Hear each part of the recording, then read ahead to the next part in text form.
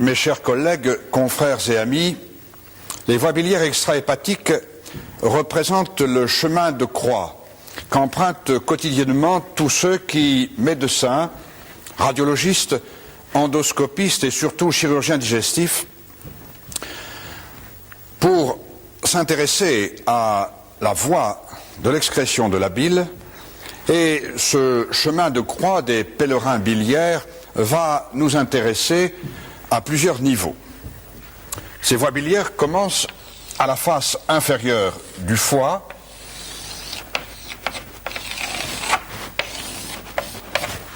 et elles sont marquées par la confluence des canaux hépatiques droit et gauche, sur les variations desquelles nous reviendrons, qui donnent un canal hépatique commun qui va se diriger vers l'angle du gênus superius pour passer derrière le duodénum, puis dans un segment intrapancréatique venir s'aboucher à l'aplomb de la grande caroncule que traditionnellement on décrit au milieu du deuxième duodénum, mais que la pratique courante montre souvent en situation ectopique.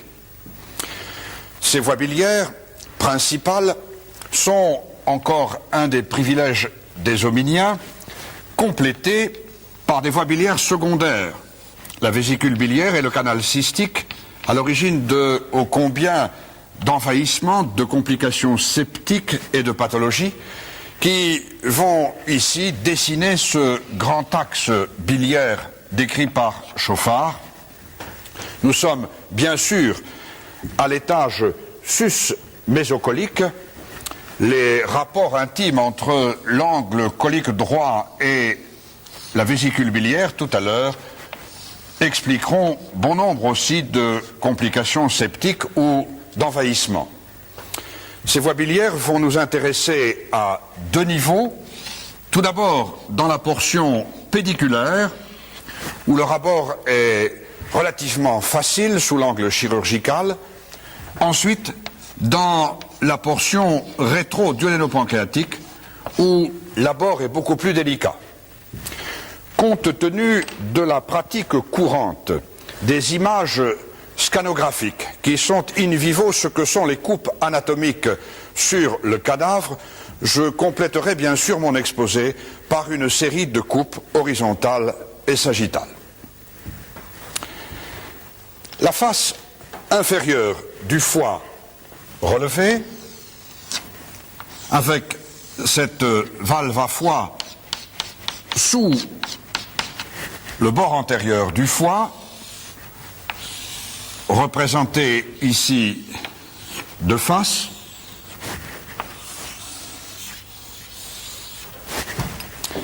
apparaît vers la gauche la petite courbure gastrique, l'angle, puis le premier duodénum et le gênus superius, puis le deuxième duodénum, la pars descendens duodénale. De cette façon, le plan rétro-péritonéal, prérachidien, est figuré par l'aorte abdominale, à la face antérieure de laquelle se détache le tronc cœliaque de Louchka, avec la coronaire stomachique et avec l'artère hépatique, puis l'artère splénique. Plus vers la droite, ce plan rétro-péritonéal est formé par la veine cave inférieure, et à droite, c'est la face antérieure du rein droit, surmontée par la capsule surrénale, qui transparaît. Tous ces éléments sont bien sûr contenus dans la loge rétro-péritonéale et sont recouverts par le feuillet pariétal postérieur du péritoine, mis à part bien sûr le tronc cœliaque que nous retrouverons tout à l'heure et qui va se dégager vers l'avant. Tendu depuis la face inférieure du foie, tendu depuis la zone du île en direction du gênus superius, voici l'élément veineux portal. Il s'agit du fil directeur du pédicule hépatique. La veine porte l'élément le plus postérieur, se divisant ici classiquement en ces deux branches droite et gauche. Voici vers le bord antérieur et inférieur du foie le ligament rond. La veine porte va être accompagnée par l'artère hépatique dans la disposition classique qui, après avoir dessiné sa faux, monte à la face antérieure et gauche de la veine porte. Cette artère hépatique commune abandonne l'artère gastro-duodénale, dont nous verrons tout à l'heure l'importance pour les rapports des voies biliaires. Elle va également abandonner l'artère pylorique qui, revenant au voisinage de la petite courbure, va remonter, s'anastomoser avec la coronaire stomachique pour fermer le petit cercle artériel de l'estomac. Ces formations que nous venons d'évoquer vont maintenant être complétées par les voies biliaires. C'est là qu'apparaissent les voies biliaires extra-hépatiques, classiquement formées par deux canaux hépatiques droit et gauche qui ont un calibre de 4 à 5 mm et qui vont se réunir pour donner le canal hépatique commun dans cette zone de convergence sur laquelle Couineau a beaucoup insisté. Ces canaux hépatiques sont quelquefois complétés par des canaux hépatiques accessoires, mais le canal hépatique commun, qui a un calibre de 3 à 10 mm, une longueur de 2 à 3 cm, va à la face antérieure et droite de la veine porte, maintenant, se diriger vers le génus supérieur. C'est dans 50% des cas seulement que, au-dessus du génus supérieur, vient s'aboucher dans ce canal hépatique commun la voie biliaire secondaire. Celle-ci va être formée par la vésicule biliaire qui se trouve ici nichée à la face inférieure du foie dans la fossette cystique qui a été relevée après section des adhérences péritonéales que nous reverrons tout à l'heure. Et cette formation est piriforme. Elle mesure de 8 à 10 cm de long. Elle présente un fond et de ce fondus vésiculaire se détache maintenant le corps de la vésicule. De ce corpus vésiculaire se détache maintenant le col de la vésicule et de ce collum qui est marqué par l'hypertrophie sphinctérielle musculeuse que l'on appelle classiquement le sphincter de Lütgens se détache le canal cystique, le ductus cysticus, dont la lumière est occupée par l'hypertrophie musculeuse et muqueuse, décrite sous le nom de valvule de Heister, qui est marquée sous le nom de plica spiralis et qui est due à cet aspect en vis d'Archimède classique dans le canal cystique. Le canal cystique vient alors sur le bord droit, classiquement du canal hépatique commun, et c'est à environ 1,5 cm au-dessus du génus supérieur que la confluence se fait, que la convergence se fait pour donner naissance au canal cholédoque, au ductus cholédocus. La vésicule biliaire va bien sûr présenter dans sa voie de dérivation cystique des variations. La vésicule biliaire et son canal cystique peuvent tout d'abord venir s'aboucher dans le canal hépatique droit, ce qui est la disposition classique, anatomique normale chez le chien. Elle peut bien sûr se déverser dans le canal hépatique gauche, ce que je montre par ce pointillé, voire dans certains des canaux hépatiques accessoires. Surtout, le canal cystique peut maintenant venir s'aboucher dans le canal hépatique commun, non pas sur son bord droit, mais sur son bord gauche, et en passant, première variation, à la face antérieure du canal hépatique commun. Deuxième type de variation, bien sûr, le canal cystique va encore venir s'aboucher sur le bord gauche du canal hépatique commun, mais cette fois en passant par l'arrière. Enfin, il n'est pas rare de voir des canaux cystiques qui ont un trajet particulièrement long, trajet qui est en véritable canon de fusil, parallèle au canal hépatique commun, la convergence s'effectuant alors très bas, bien en dessous du genu superius, et donnant ce que Salambier appelle un cholédoque court. La vésicule biliaire est traditionnellement vascularisée par une artère cystique que nous allons montrer ici pour ce type de description issue de l'artère hépatique droite, qui donne souvent, ce que l'on voit bien sur les angiographies, deux artères cystiques, une antérieure et l'autre postérieure, et cette artère cystique va dessiner, avec la confluence biliaire, le classique triangle de Callot, à la base duquel se trouve aussi un ganglion lymphatique décrit par Mascagni, et au sommet duquel se trouve de façon quasi constante un plus gros ganglion lymphatique appelé le ganglion de Broca. Cette chaîne lymphatique complète le pédicule hépatique avec bien sûr les éléments nerveux et en particulier les éléments issus du nerf hépatique, lui-même issu du nerf pneumogastrique gauche, ainsi que des confluents qui sont d'origine orthosympathique.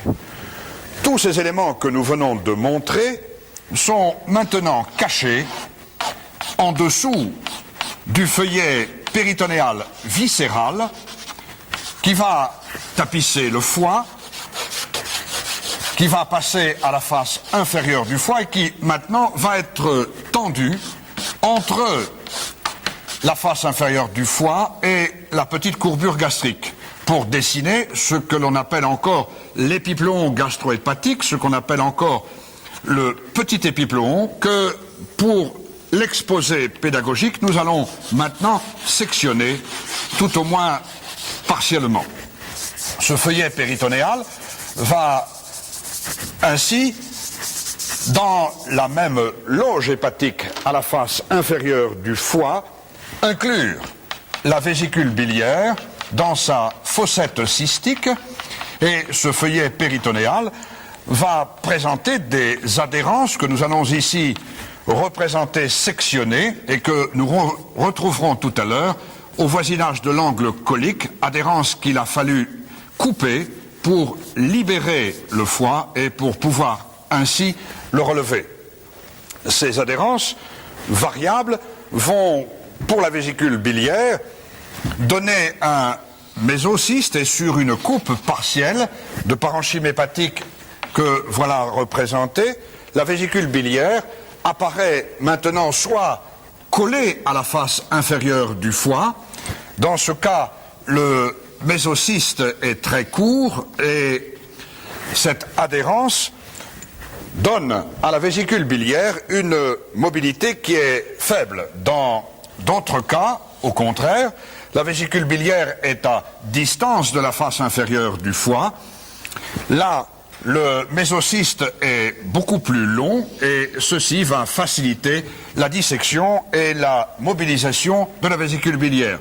Ce mésocyste est de toute façon occupé dans son épaisseur par quelques petits vaisseaux portes que nous représentons de la sorte et bien sûr, comme je l'ai montré tout à l'heure, à la face inférieure de la vésicule biliaire, voici l'angle colique que nous allons retrouver avec le feuillet péritonéal et les adhérences cystico-coliques du ligament qu'il a fallu sectionner pour pouvoir relever le bord inférieur du foie. Ce petit épipléon qui est ici montré va ainsi se réfléchir autour du pédicule hépatique et justifier cette portion que l'on appelle encore la pars pédiculosa du petit épipléon, qui est ici partiellement sectionné, puis de là va se tendre vers le bord libre de la petite courbure gastrique pour représenter ce qu'on appelle encore la pars flaccida du petit épipléon, et puis sur le long de la petite courbure gastrique, voici la tranche de section de ce petit épipléon, la pars appelée condensa, dans l'épaisseur de laquelle cheminent les vaisseaux coronaires stomachiques, anastomosés vers le bas avec les vaisseaux pyloriques et complétant ce petit cercle artériel de l'estomac. Nous sommes ici sur ce dessin à l'aplomb de l'entrée dans l'arrière-cavité des épiploons, comme le simule cette flèche, dans le foramen épiploïcum, et cette entrée est délimitée vers l'avant par le pédicule hépatique, dans lequel se trouve la voie biliaire extrahépatique, et limitée au contraire en arrière par le feuillet péritonéal pariétal postérieur. Voici, soulevant le péritoine pour entrer dans le pédicule hépatique, l'artère hépatique commune qui dessine la classique faux de l'artère hépatique. Sur le bord droit, surtout, voici la zone d'adhérence entre le péritoine pariétal et le péritoine viscéral qui va maintenant déborder sur le duodénum, qui va déborder sur la face antérieure de la tête du pancréas et qui va s'accoler derrière le duodénum pour constituer le fascia de Treitz droit. C'est ici, en dessous du pédicule hépatique, que va tout à l'heure commencer la manœuvre de décollement biliaire pour pouvoir aborder le cholédoque dans sa portion basse, dans sa portion beaucoup plus délicate quant à la dissection chirurgicale. Nous sommes bien sûr à l'étage sous-mésocolique. Voici l'angle colique droit, puis le côlon transverse partiellement sectionné à la face antérieure et du bloc duodéno-pancréatique et rattaché comme suit à ce bloc duodéno-pancréatique, puis sur le péritoine pariétal postérieur à la face antérieure du rein droit et ce péritoine qui descend vers le bas pour constituer le grand tablier épiploïque. C'est là aussi que l'adhérence du côlon ascendant droit en pointillé et vers l'arrière va donner le classique fascia de Toll de droit, et nous verrons que dans la manœuvre biliaire de Vautrin, pour la libération et le décollement rétro-duodéno-pancréatique, il est quelquefois nécessaire de libérer ce fascia de Toll de droit. Voilà donc la première portion pédiculaire, celle que nous avions nommée tout à l'heure, qui, fois relevée, est souvent relativement facile d'abord, et c'est celle qui mène aux voies biliaires extrahépatiques dites secondaires. Nous allons maintenant cliver, comme cette flèche le montre, le fascia de Treitz droit, et nous allons rabattre vers la gauche le bloc duodéno-pancréatique pour aborder les 5 ou 6 derniers centimètres du trajet de la voie biliaire extrahépatique. Voici, pour mémoire, esquissé, relevé vers le haut, le foie, le bord inférieur du foie. Nous allons maintenant montrer la petite courbure gastrique et maintenant récliner vers la gauche, dans les morts de cette pince, le premier, mais surtout le deuxième duodénum, dont voici l'épaisseur, et vers le bas maintenant le génus inferius. Le génus superius est dans ce plan, et en ayant récliné ainsi vers la gauche ce premier duodénum, nous apercevons la tête du pancréas, le parenchyme pancréatique, dans lequel tout à l'heure va venir s'enfoncer la portion subterminale du cholédoque. Le plan profond, comme nous l'avions montré précédemment, est marqué par le rein droit. Voici la capsule surrénale droite, et du hile du rein droit va sortir la volumineuse veine rénale droite qui vient se jeter dans le bord droit de la veine cave inférieure, qui fait partie de ce plan rétro-péritonéal pariétal postérieur droit. De la face inférieure du foie se détache maintenant la voie biliaire, et celle-ci, posée sur le pédicule hépatique, dont voici l'axe portal postérieur, se dirige vers le génus superius. Toutes ces formations, nous l'avons vu, sont emballées dans le feuillet péritonéal pariétal, dans le feuillet péritonéal viscéral, qui va vers la petite courbure gastrique dessiner le petit épipleuron dont nous venons de quitter l'étude. Je rappellerai simplement de la sorte le bord libre de ce petit épipleuron et l'entrée dans l'arrière-cavité des épipleurons qui est marquée en regard de cette flèche. Il nous a fallu maintenant inciser l'adhérence, dont voici la tranche de section, tout d'abord à droite, entre le péritoine pariétal, postérieur, et le péritoine viscéral, rétro-duodéno-pancréatique, en quelques termes différents, inciser ici le fascia de Treitz droit, dont voilà la tranche de section, puis faire déborder cette incision tout près du genu superius, en direction du duodénum, où nous retrouvons cette incision péritonéale de l'accollement du fascia de Treitz droit, qui, à la partie inférieure, va rejoindre la face antérieure du rein droit. Cette incision permet maintenant de retrouver la veine porte qui va, derrière le genu superius, disparaître dans le fond et vers la gauche, permet surtout maintenant de retrouver le canal hépatique commun ou le canal cholédoque lorsque la confluence a eu lieu au-dessus du genu superius, mais je vous rappelle que dans 50% des cas au moins, la confluence et la convergence biliaire vient dans cette zone. Là, après 2 cm à 2 cm et demi de trajet, directement rétroduodénal, le cholédoque va maintenant s'enfoncer dans l'épaisseur du parenchyme pancréatique, de la tête pancréatique, et dans cette capute pancréatique, il y a le plus souvent une petite languette parenchymateuse qui vient se rabattre sur le cholédoque subterminal. Là encore, après 2 à 3 cm au maximum de trajet, le cholédoque va s'enfoncer dans la paroi duodénale pour donner la dernière portion intramurale, intrapariétale de la voie biliaire extra-hépatique. Bien sûr, dans ce segment, le cholédoque va être en rapport avec le chevelu vasculaire qui est représenté le plus souvent par les 2 artères pancréatico-duodénales, supérieure et inférieure droite, issues de la gastroduodénale et se dirigeant alors vers la gauche et vers l'arrière, vers les artères pancréatico-duodénales issues de la mésentérique supérieure.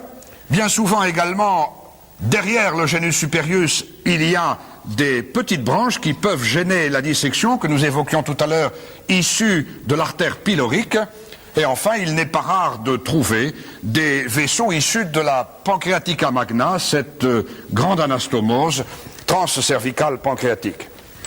Ces vaisseaux artériels sont complétés, et je schématiserai simplement par cette boucle pour ne pas trop compliquer le dessin, par les afférences veineuses du système portal des mêmes veines duodéno-pancréatiques, et c'est ainsi dans un véritable lacis vasculaire que se trouve cette portion rétro-duodéno-pancréatique de la voie biliaire qui explique la difficulté de sa dissection. Je rappellerai bien sûr derrière le genu superius le volumineux ganglion de la confluence et puis le long du 2e duodénum de la pars descendens, ici toute une chaîne ganglionnaire lymphatique.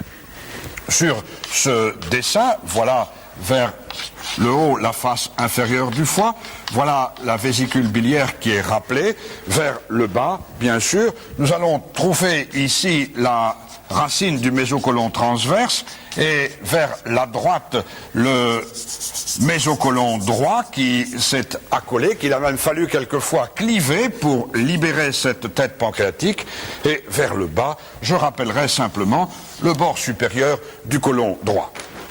C'est là que le temps de libération de cette manœuvre biliaire de Vautrin, de ce décollement rétro-duodéno-pancréatique qui est long, va commander toute la libération et partant toute la facilité d'exploration du cholédoque et de la voie biliaire subterminale. Il faut perdre le temps qu'il faut pour avoir cette bonne libération vers la gauche de ce paquet afin de pouvoir disséquer ce bas-cholédoque. Lorsque on pratique sur la face antérieure du deuxième duodénum une duodénotomie, on va alors apercevoir la papille. Voici représentée de face avec entre ces deux écarteurs la lumière duodénale, et c'est dans le fond qu'apparaît la papille biliaire. Celle-ci, classiquement, est marquée par une série de replis, dont un frein papillaire inférieur et un repli supérieur, mais il faut bien savoir qu'à duodénum ouvert, il n'est pas facile de repérer la grande caroncule. Je reviendrai sur les variations. Il va falloir s'aider du doigt, et bien sûr, si l'on a alors la chance de voir sourdre une goutte de bile, ce repérage est facile, mais cela est loin d'être évident au milieu de la multiplicité des villosités duodénales que l'on rencontre à ce niveau. Cette papille est la confluence entre les voies biliaires et les voies pancréatiques. Et sur la structure de cette papille, Rétori a longuement insisté. Je rappellerai que sur une coupe de la papille, il est classique d'y décrire la confluence des deux voies cholédociennes et wirsungiennes pancréatiques, puis d'y montrer ici au milieu l'éperon muqueux que l'on a l'habitude de décrire, et par rapport à la paroi, la part respective que prennent les musculeuses cholédociennes et wirsungiennes à la constitution du classique sphincter d'Oddi, avec au milieu l'hypertrophie et le petit éperon muqueux, avec le plan de la muscularis mucosée et par ailleurs ici assurée la musculeuse propre du duodénum. Voilà cette deuxième portion, beaucoup plus délicate, vous le voyez, que la première dans son abord chirurgical, dans sa dissection. Bien sûr, toutes ces données vont apparaître sur les coupes topographiques qui ont l'avantage de résumer les rapports, et pour ne pas gêner nos amis radiologues, en raison de la pratique du scanner, je représenterai ces coupes avec la même orientation, mettant la gauche à droite, en attendant qu'une prochaine mode vienne rétablir peut-être le bon côté, mais de toute façon ne changeant rien aux rapports anatomiques. Sur la coupe horizontale qui passe par la 12e vertèbre thoracique, dont nous allons esquisser ici les limites, l'avant, le côté droit, et dont nous allons, vers l'arrière, représenter le plan rachidien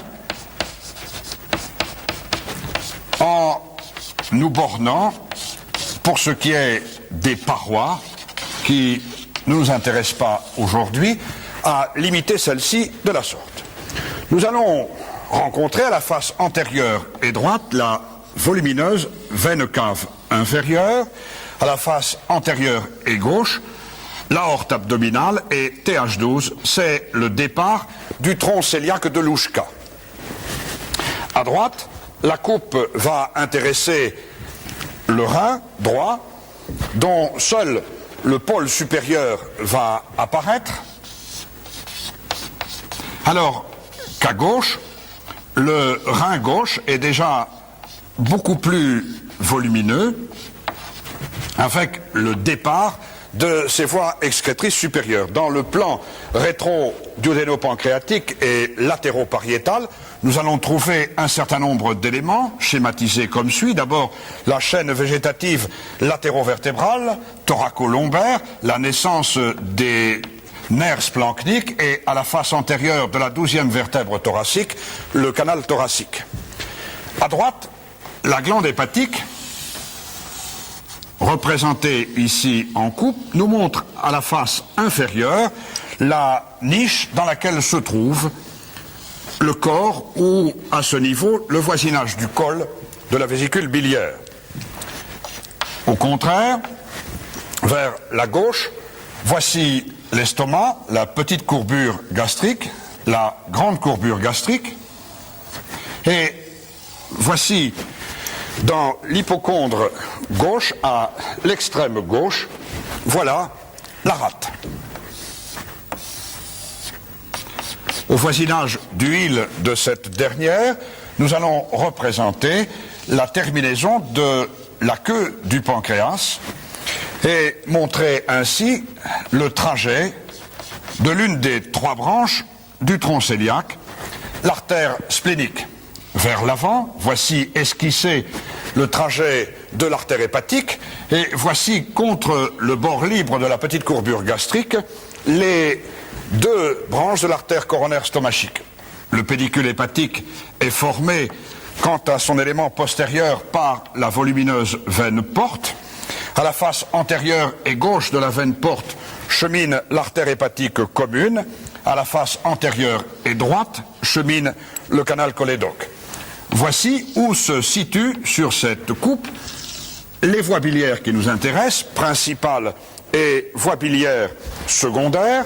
Il nous reste bien sûr à rappeler la disposition du péritoine, d'abord du péritoine pariétal postérieur, qui passe en avant de la veine cave inférieure, qui passe en avant de l'aorte abdominale, qui passe en avant des loges rénales bien sûr, et qui vient rejoindre le deuxième feuillet du ligament suspenseur du foie. Là, le péritoine qui se réfléchit va entourer le foie et va prendre, comme nous l'avons expliqué tout à l'heure, avec un mésocyste plus ou moins long, la vésicule biliaire dans la même loge péritonéale viscérale.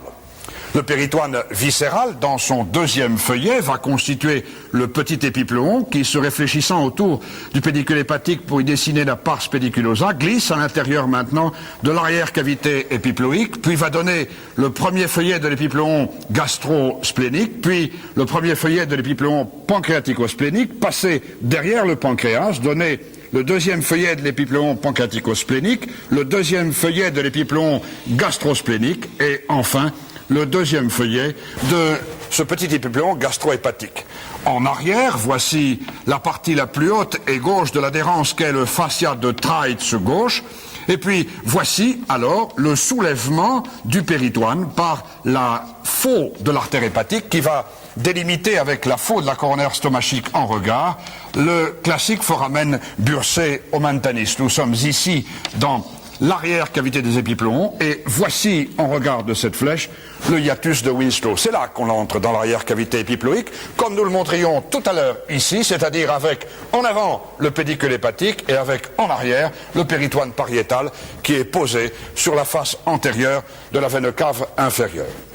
Nous avions, à l'aplomb de la 12e vertèbre thoracique, les rapports essentiels dans le bord libre du petit épipléon avec la pars dite pédiculosa, et nous avions là le cholédoque dans son premier trajet, le segment qui est relativement facile d'abord et de dissection. Lorsque l'on coupe maintenant à l'aplomb de la première vertèbre lombaire, un étage en dessous, ce que nous allons rencontrer avec toujours les mêmes repères, l'avant dans ce plan et la droite, avec la première vertèbre lombale, que voici. Là encore, nous limiterons les parois à ces quelques traits, puisque ce n'est pas ce qui nous préoccupe. Nous allons retrouver la volumineuse veine cave inférieure sur la face antérieure et droite. Nous allons trouver sur la face antérieure et gauche l'aorte abdominale, et en L1, c'est l'origine de l'artère mésentérique supérieure. Sur la face antérieure de L1, voici le confluent du canal thoracique, l'origine qu'est la citerne de Pequet. Voici rappelé en arrière, brièvement, les éléments sympathiques et veineux lombaires latéraux-vertébraux. En L1, nous sommes à gauche, à l'aplomb du île du rein gauche, pour ce qui est du plan rétro-péritonéal, et nous allons voir, sortant du île du rein gauche, de la sorte, la veine rénale gauche qui va être prise dans la pince artérielle de l'artère mésentérique supérieure. À droite, le rein qui est plus bas situé est ici sectionné, proche et un peu au-dessus de son île. La coupe à droite montre toujours la masse hépatique, bien sûr, avec toujours niché à la face inférieure du foie la vésicule biliaire. Mais cette fois, la coupe va nous montrer le premier duodénum. Après la zone pylorique, voici la grande courbure gastrique, la face postérieure de l'estomac, la zone du pylore et le premier duodénum avec le génus superius qui serait dans ce plan. Cette coupe, de plus, va nous montrer la tête du pancréas, puis la masse parenchymateuse pancréatique qui est sectionnée au niveau de son isthme et qui se dirige vers la gauche, vers l'hypochondre gauche, où voici sectionnée la rate.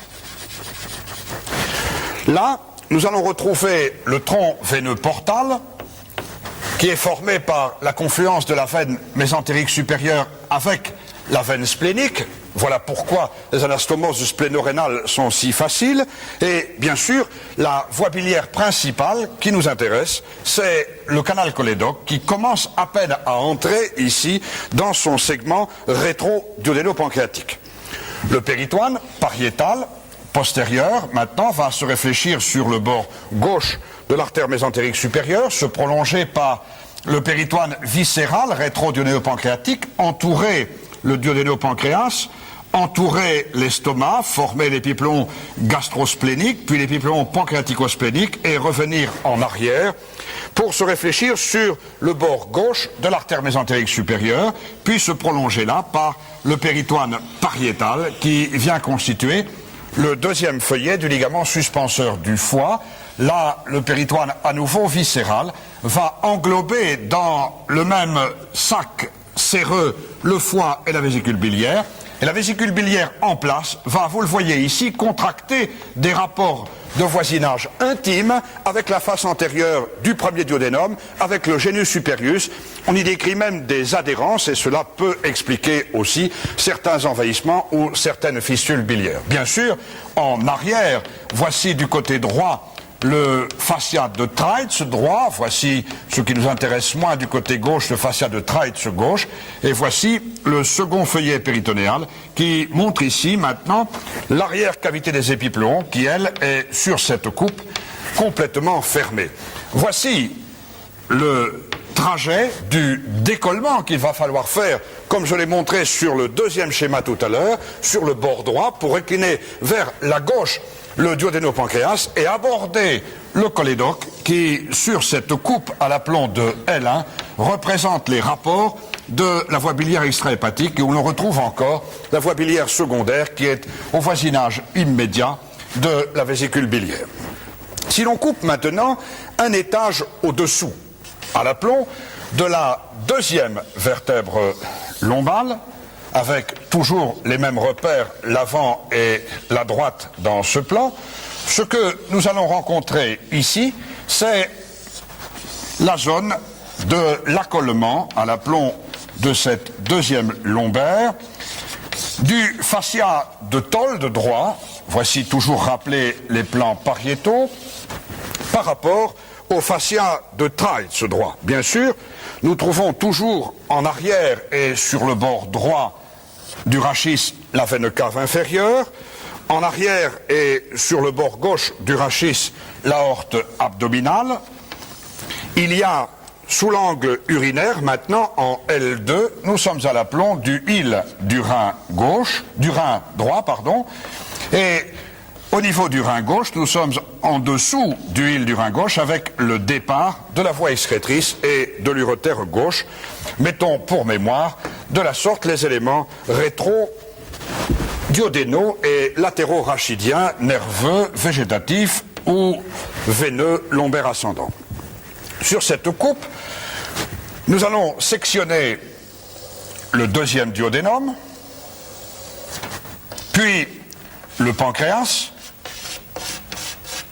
avec la tête du pancréas, avec le col du pancréas, et vers la gauche, ici, le départ vers la queue du pancréas. En L2, l'artère mésentérique supérieure est passée en avant, elle va prendre bientôt dans sa fourche le processus incinatus, elle est accompagnée par les éléments veineux mésentériques supérieurs, l'un des flux principaux d'origine de la veine porte, et la voie biliaire est là carrément intra-pancréatique, elle se rapproche de la caroncule majeure et elle est là, entre autres, simulée comme ceci, au rapport des petits vaisseaux duodéno-pancréatiques sur lesquels nous avions aussi insisté sur le schéma de tout à l'heure.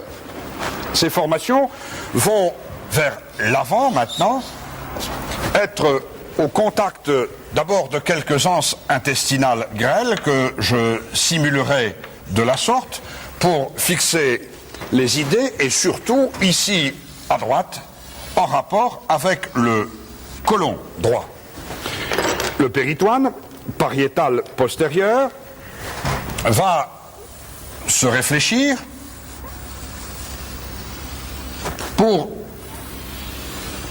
se prolonger par le péritoine viscéral, dont voilà le feuillet rétro-duodéno-pancréatique qui entoure le pancréas, puis qui, en avant du bloc duodéno-pancréatique, vient maintenant donner le mésocôlon droit, un peu plus haut le mésocôlon transverse, et à la face tout antérieure, maintenant, lame porte-vaisseau pour les collatérales mésentériques, donner quelques replis du mésentère dont je simule, et pour ceux qui les intéressent, ici la coupe.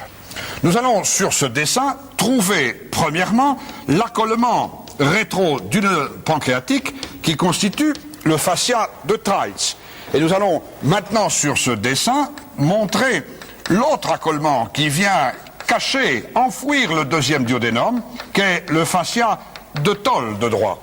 Si bien que la voie biliaire qui nous préoccupe est ici, et que pour aborder cette voie biliaire, il va falloir, par la droite, d'abord inciser le fascia de Toll droit, puis inciser le fascia de Treitz droit, pour, en ayant récliné vers la gauche le bloc duodéno-pancréatique, aborder ce bas cholédoque. C'est ça la manœuvre de Vautrin. C'est cela, ce mouvement de décollement très long qui doit permettre un bon abord, une bonne vision, une bonne dissection du bas cholédoque. Si l'on coupe maintenant à un demi-étage au-dessous, à partir de l'aplomb du disque intervertébral entre L2 et L3, avec toujours les mêmes repères, l'avant et la droite. Voici ce disque intervertébral L2, L3. Nous allons retrouver, et j'irai un peu plus vite, certains des rapports maintenant bien connus.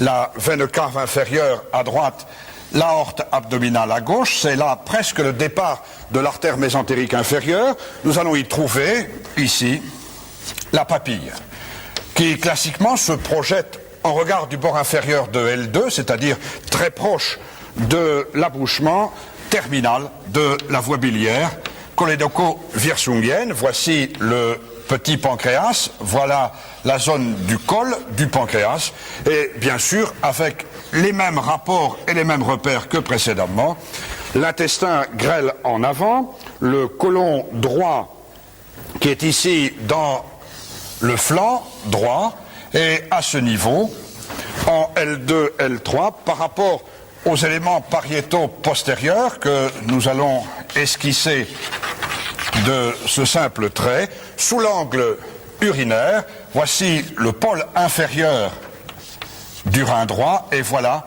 le canal urinaire, voilà l'urétère droit, les vaisseaux gonadiques, artériels et veineux, vont, ici à droite, se drainant dans la veine cave inférieure, surcroiser l'urétère. Et si j'ai montré cette coupe, c'est pour insister sur la projection dans le plan sagittal de ces deux voies excrétrices biliaires et urinaires qui vont quelquefois induire une pathologie de symptomatologie voisine. Voilà le péritoine pariétal que nous ne compléterons pas du côté gauche. Voilà le péritoine viscéral et voilà toujours, et encore plus qu'à l'étage sous-jacent, le mésocôlon droit. Voilà l'accolement du fascia de Treitz, rétro-duodéno-pancréatique. Voici l'accolement du fascia de Toll droit. Et bien sûr, la même manœuvre de Vautrin pour le décollement biliaire. Reste à mettre maintenant en place une coupe sagittale, coupe verticale, qui, par rapport au plan postérieur, va nous permettre de retrouver l'axe veineux, elle est paramédiane droite, qu'est la veine cave inférieure.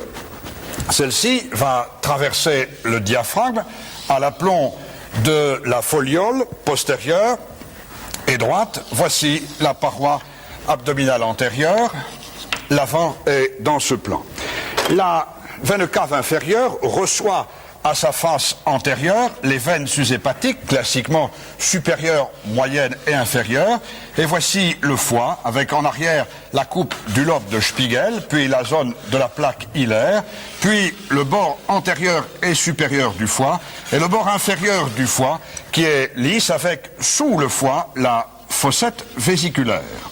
Nous allons, sur cette coupe, montrer alors la vésicule biliaire, qui est cachée, comme ceci, sous le bord inférieur du foie, avec le fond, avec le corps, avec le col, puis maintenant avec le canal cystique qui va rejoindre le canal hépatique commun pour donner la naissance du canal cholédoque. Cette coupe va nous permettre de retrouver la section du genu superius, l'arrivée haute du premier duodénum, puis la section longitudinale de la pars descendens du deuxième duodénum et à la partie inférieure, la section du genu inferius. Nous sommes bien sûr ici à l'aplomb du parenchyme pancréatique, dont voilà la tête qui est là en arrière, et nous allons y retrouver la ligne veineuse de conduite du plan postérieur portal du pédicule hépatique. La veine porte va elle aussi s'enfoncer dans le parenchyme pancréatique. Voici alors les principales portions de cette voie biliaire extrahépatique dans son segment tout d'abord rétro-duodénal, puis intrapancréatique, et enfin, traversant ici la muqueuse duodénale, la zone papillaire qui est montrée dans ce plan. Je rappellerai, avant de montrer les rapports à la face antérieure du duodénopancréas, ici le côlon transverse qui est sectionné, et nous allons pouvoir reprendre le cheminement du feuillet péritonéal. Feuillet péritonéal pariétal antérieur, puis supérieur, qui passe en arrière du foie, se réfléchit, se prolonge par le feuillet péritonéal viscéral, périhépatique, lequel maintenant va mettre dans le même feuillet séreux la vésicule biliaire que le foie, puis se réfléchir pour constituer le feuillet antérieur de l'épiplomb gastro-hépatique. Passer en avant du duodénopancréas, là donner attache à la racine du mésocôlon transverse, entourer, emballer le côlon transverse et pendre en avant à l'aplomb du grand tablier épiploïque, revenir maintenant pour passer en arrière du bloc duodénopancréatique, former le deuxième feuillet du petit épiplomb, tapisser la face inférieure du lobe Spiegel et donner en arrière le récessus dit rétro-spiegelien de l'arrière-cavité épiploïque pour se prolonger à nouveau par le feuillet pariétal péritonéal postérieur. Voici l'accollement du fascia de Treitz, rétro-duodénopancréatique. Voilà sur cette vue le trajet emprunté pour entrer dans l'arrière-cavité des épiplombs. C'est ça, le hiatus de Winslow. Voici les adhérences que j'évoquais tout à l'heure lorsque le foie est rabattu et que la vésicule biliaire est posée sur le genu superius entre la vésicule biliaire et l'angle du premier duodénum. Voici les adhérences du ligament cystico-colique qui vont expliquer toutes les fistules, toutes les invasions septiques secondaires à partir du côlon ou de la vésicule biliaire vers le viscère de voisinage. C'est ça qu'il nous a fallu tout à l'heure couper pour pouvoir relever le bord antérieur du foie et revenir dans ce plan. J'ai voulu vous développer beaucoup plus la morphogénèse de ces voies biliaires extrahépatiques qui sont l'axe biliaire du mésogastre sagittal primitif.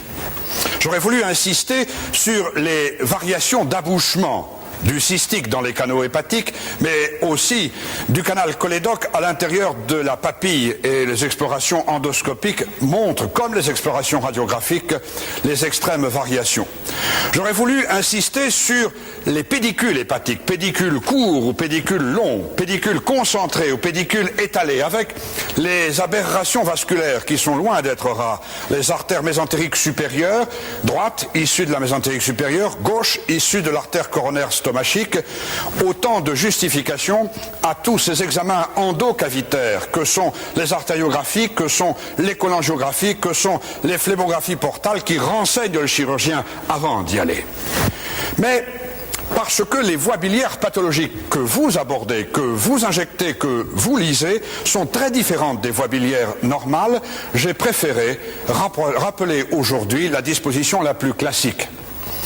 Pour les plus jeunes, elle doit servir de fil directeur, de bâton de pèlerin pour disséquer encore et disséquer toujours, tant il est vrai que la chirurgie repose avant tout sur la dissection, sur la connaissance des rapports. Cette description classique a, pour les plus anciens et pour certains de mes maîtres qui sont dans cette salle et que je salue, un écho et un souvenir de jeunesse auquel personnellement je suis très sensible. Il y a en effet quelques décennies, je planchais pour ma petite leçon d'agrégation d'anatomie avec la même passion et la même foi pédagogique les voies biliaires extra-hépatiques. Guéhenno dit « car ce n'est jamais que la même chose, toujours. On ne sort pas de sa jeunesse et même c'est cela vieillir. » Alors, vous qui m'avez fait l'amitié de vieillir ces 45 minutes ensemble, veuillez me croire. Messieurs les présidents, mes chers collègues, confrères et amis, fidèlement et cordialement votre serviteur.